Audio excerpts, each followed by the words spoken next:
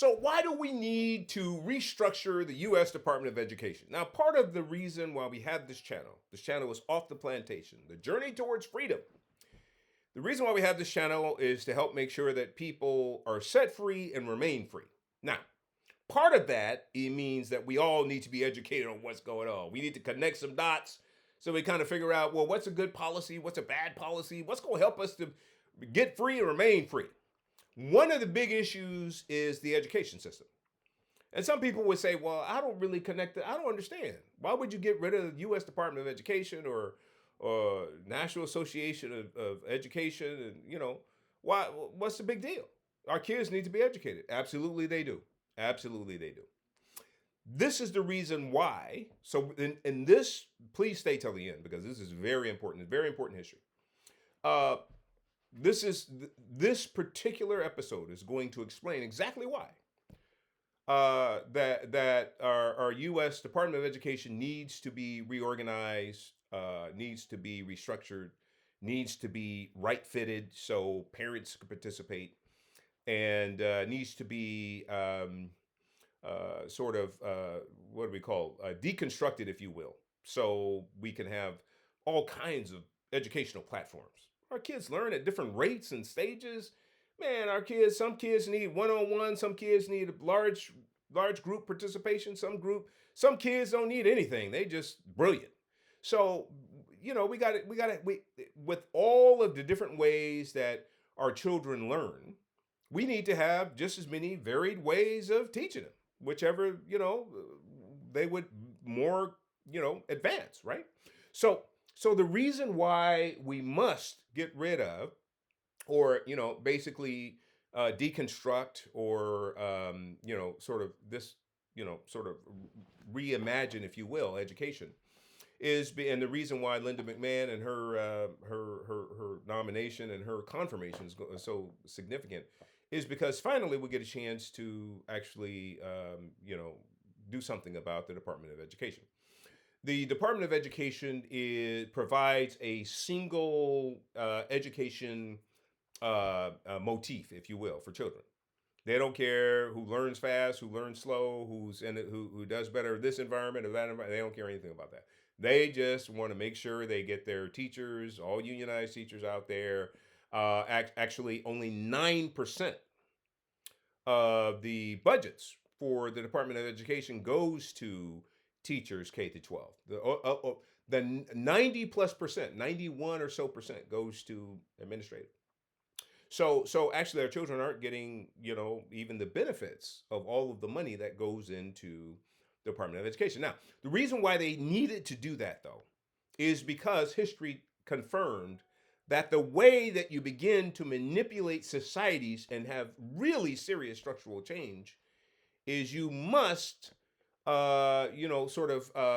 manipulate the most vulnerable communities, and that would be children.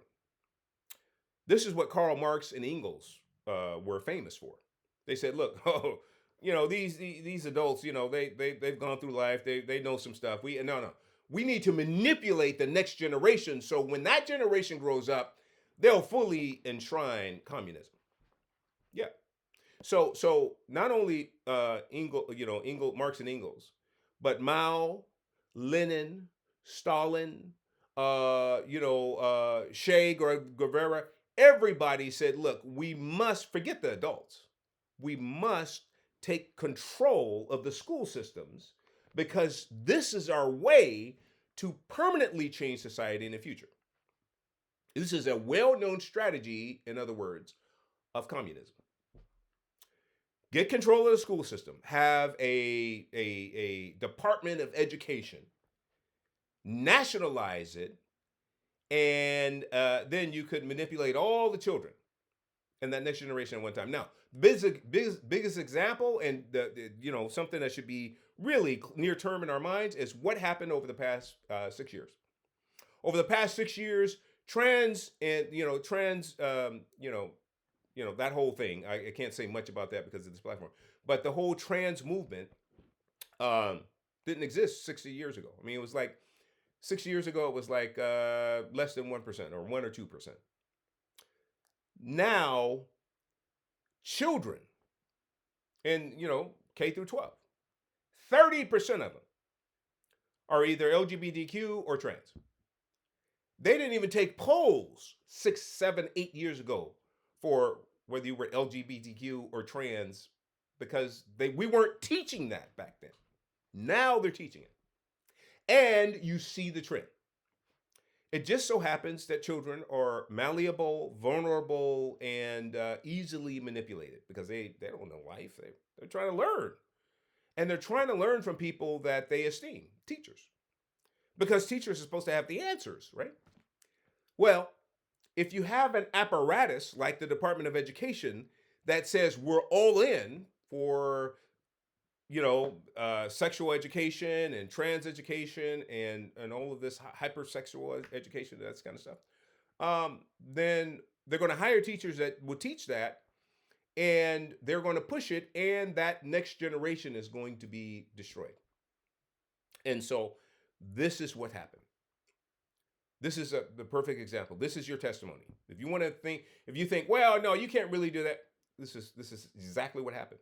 Again, there was zero polling 6, 7 years ago about transing, or whether you're K through 12, whether you're a trans or whether you're a LGBTQ.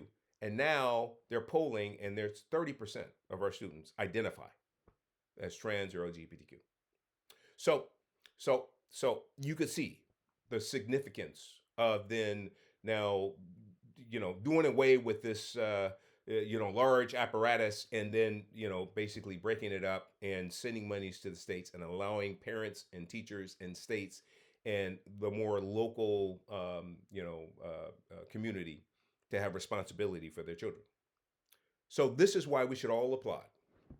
When they say we want to restructure education, this is a beautiful thing, and it's great for our children. It's going to prevent us from going all in on crazy Marxist communist education. And it's going to save us a lot of time and a lot of money with mental health bills. Yeah, because this causes all kinds of problems with that next generation. So our children are being set free, and we should all applaud at that. Let's all support reorganizing and restructuring the Department of Education and decentralizing it to the states. So we as parents can now participate in our children's education. It's a beautiful thing, and it should be applauded. That's the deal. We'll see you next time. God bless.